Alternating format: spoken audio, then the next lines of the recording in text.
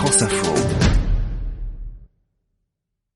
Et c'est saint Thomas d'Aquin qui réalise cette synthèse au XIIIe siècle. Vincent Cespedes, bonjour. Bonjour. Vous êtes philosophe, auteur de nombreux ouvrages, dont Oser la jeunesse, paru en 2015 chez Flammarion. Aristote et le christianisme. Quand on regarde ça d'un petit peu loin, on se dit c'est le mariage de la carpe et du lapin, parce qu'on a la raison, la foi. Comment va-t-il les réconcilier, saint Thomas d'Aquin ? D'abord, il va redécouvrir Aristote. Et Aristote est redécouvert à l'occasion des croisades. Les Arabes avaient traduit du grec donc les ouvrages d'Aristote, et saint Thomas va utiliser des traductions de l'arabe. Et c'est un héritage évidemment énorme. La raison, l'expérience.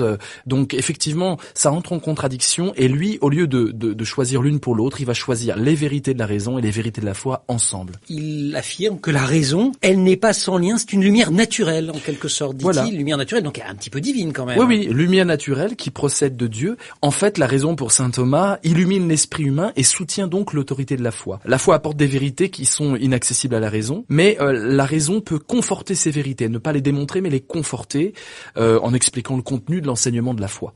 En parlant de contenu, la morale que saint Thomas d'Aquin va développer n'est pas très éloignée de la morale d'Aristote. Là encore, il y a Tout à fait. historique. Aristote distingue par exemple la justice distributive et la justice commutative. Distributive, on répartit les biens selon les qualités de chacun, et commutative, on règle les échanges économiques de façon égalitaire.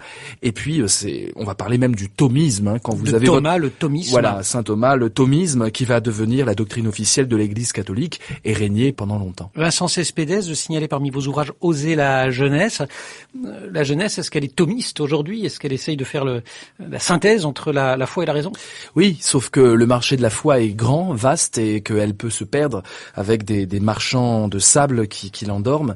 Peut-être que c'est à elle aussi de créer sa propre foi en elle-même d'abord. Vincent Cespedes, merci beaucoup. Je rappelle donc que vous êtes philosophe. Oser la jeunesse, c'était en 2015 chez Flammarion.